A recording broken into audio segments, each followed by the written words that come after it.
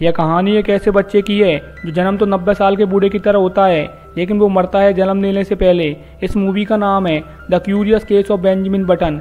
Film की starting में हम एक लेडी को देखते हैं जो हॉस्पिटल में अपनी आखिरी सांसें गिन रही होती है। इस औरत का नाम डेजी होता है और उसकी एक बेटी रहती है जिसका नाम कैरोलिन है। डेजी उसे एक डायरी देती है और उसे पढ़ने के लिए बोलती है, जो कि किसी बेंजामिन बटन की होती है। इसके बाद कैरोलिन उसे पढ़ने लगती है। डायरी में कहानी शुरू होती है साल 1918 से।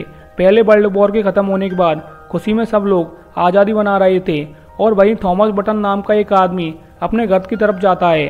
दरअसल उसकी वाइफ उस दिन माँ बनने वाली थी, पर घर पहुंचने पर थॉमस को पता चलता है कि उसकी वाइफ बच्चे को जन्म देने की वजह से बहुत ज़्यादा कमज़ोर हो गई है और अब वो अपनी आखिरी सांसें गिन रही होती है।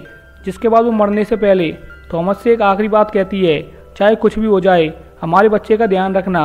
अब अपनी वाइफ के मरने के बाद थॉमस अपने बच्चे को देखने के लिए जाता है और उसे देखकर खुश होने की बजाय वो काफ़ी ज़्यादा शौक में हो जाता है। जिसके बाद वो अपने बच्चे को उठाकर तुरंत वहाँ से भाग जाता है और सीधे एक नदी के पास जाकर रुकता है। अब यहाँ पर थॉमस काफ़ी ज़्यादा कन्फ्यूज होता है कि उसे इस बच्चे को पालना चाहिए, मार देना चाहिए। लेकिन तभी वहाँ पर गार्ड आ जाता है, जिस वजह से थॉमस को यहाँ से भागना पड़ता है। थॉमस उसे एक ओल्ड एज होम के बाहर रखता है, जिसके बाद वो वहाँ से चला जाता है। थोड़ी देर बाद ओल्ड एज होम की केयर टेकर वहाँ से बाहर आती है और इस औरत का नाम क्यूनी होता है। वो अपने पति के साथ इस बच्चे को देखती है, क्योंकि वो कभी भी माँ नहीं बन सकती थी, इसलिए वो इस बच्चे को पालने का डिसाइड करती है। क्यूनी काफ़ी नेक दिल की भी होती है, क्योंकि एक साधारण बच्चे को तो कोई भी पाल सकता है, लेकिन यह बच्चा सबसे अलग होता है। इस बच्चे का पूरा स्ट्रक्चर एक 90 साल के जैसा होता है और वो हर उस बीमारी पर जूझ रहा होता है जो कि बहुत बूढ़े आदमी जीते हैं। यहाँ तक कि डॉक्टर ने भी क्यूनी को समझाते हैं कि वो इस बच्चे को ना पाले, क्योंकि वो किसी भी वक्त मर सकता है। लेकिन क्यूनी को इस बच्चे पर पूरा भरोसा होता है कि यह बच्चा जिएगा। देखते ही देखते 5 साल बीत जाते हैं और वो बच्चा काफ़ी बड़ा हो गया था। क्यूनी उसका नाम बेंजामिन रखती है, लेकिन यहाँ पर बेंजामिन भले ही दिखने में बूढ़ा जैसा है, लेकिन उसका दिमाग एक बच्चे के जैसा होता है। इस वजह से वहाँ के बूढ़े लोग उसे अपनी कैटेगरी में गिनते हैं, पर उसे ये अच्छा नहीं लगता है। अपने बच्चे के दुख को देखकर क्यूनी भी हर समय परेशान रहती है और उसे बाकी बच्चों के जैसे नॉर्मल करने के लिए उसे चर्च ले जाया करती थी, क्योंकि उसे ऐसा लगता था कि बेंजामिन पर किसी ने काला जादू किया है। और अब इसी तरीके से कुछ साल बीत जाते हैं और अब इस ओल्ड होम में एक ओल्ड लेडी आती है। उनके साथ उनकी पोती भी कुछ दिन तक रहने के लिए यहाँ पर आई होती है। उसका नाम डेजी होता है। अब यहाँ पर डेजी को देखकर बेंजामिन को कुछ अच्छा लगता है। उसे ज़िंदगी में पहली बार कुछ अच्छा महसूस होता है, जिस वजह से वो उसके पास जाकर उससे दोस्ती कर लेता है। पर डेजी की दादी को इन दोनों की दोस्ती पसंद नहीं आती है, क्योंकि यहाँ पर उन्हें पता नहीं है कि बेंजामिन दिमाग से बच्चा ही है। इसी वजह से बेंजामिन को बहुत दुख होता है। कुछ टाइम से बेंजामिन कुछ उलझन में होता है, और वो ये है कि जैसे जैसे वक्त गुजर रहा होता है बेंजामिन हर बार अपने आप में कुछ बदलाव महसूस करता है। उसका शरीर पहले से ताकतवर और फुर्तीला होता जा रहा था।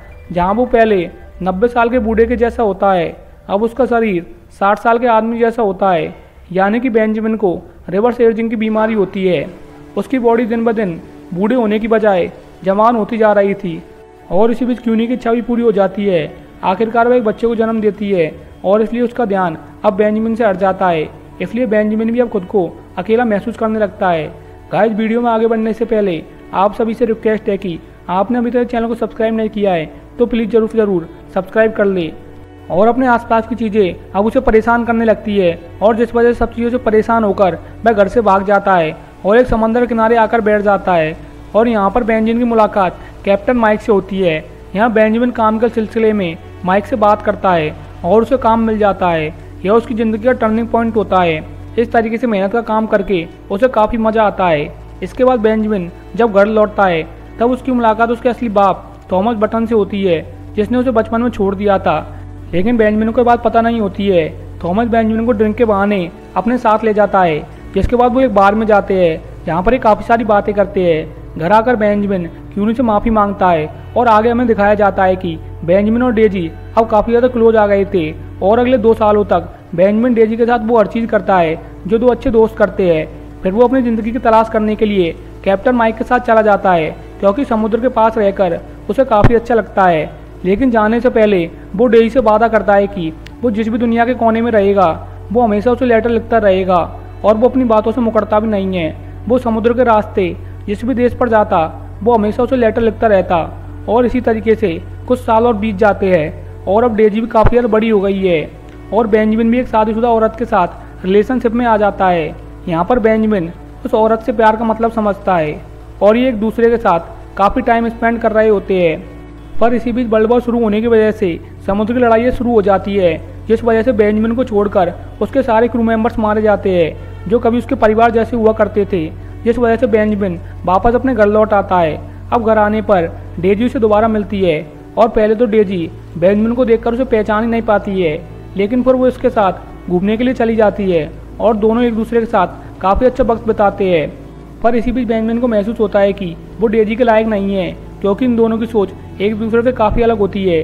जिसके थोड़े दिन बाद बेंजामिन को थॉमस बटन फिर से मिलता है और वो उसे बताता है कि वो एक जानलेवा बीमारी से जूझ रहा है, जिस वजह से उसकी मौत कभी भी हो सकती है।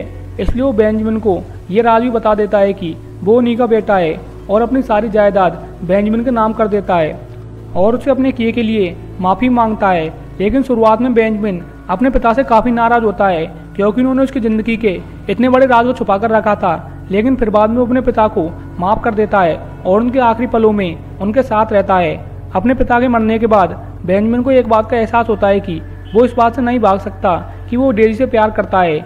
इसलिए फिर बेंजामिन डेजी के पास जाता है, लेकिन डेजी से मिलकर उसे पता चलता है कि उसने आने में देरी कर दी है और वो उसे भूलकर अपनी ज़िंदगी में आगे बढ़ चुकी है। वह अभी एक सक्सेसफुल डांसर बन चुकी होती है और उसका एक बॉयफ्रेंड भी होता है। अब बेंजामिन उदास होकर वापस घर लौटता है, लेकिन कुछ ही साल बाद बेंजामिन की किस्मत वापस मोड़ लेती है और उसे दोबारा डेजी के सामने पहुंचा देती है। दरअसल डेजी का एक्सीडेंट हो जाता है, जिस वजह से उसका डांसिंग करियर खत्म हो जाता है और उसका बॉयफ्रेंड उसे छोड़कर चला जाता है।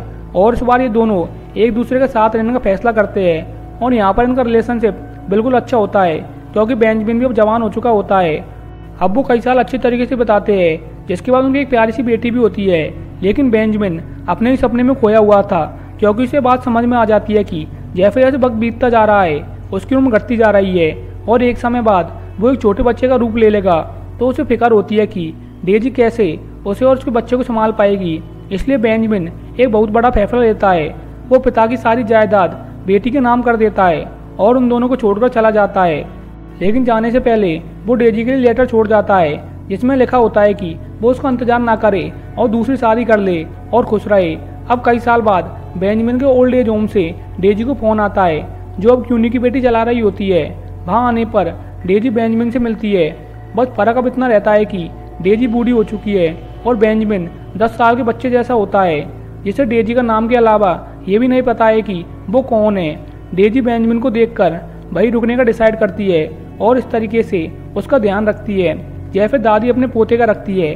अब जैसे जैसे वक्त बीतता जाता है बेंजामिन की उम्र घटती जाती है और वो छोटा बच्चा होता जा रहा था। वह चलना भी भूल जाता है और बोलना भी भूल जाता है।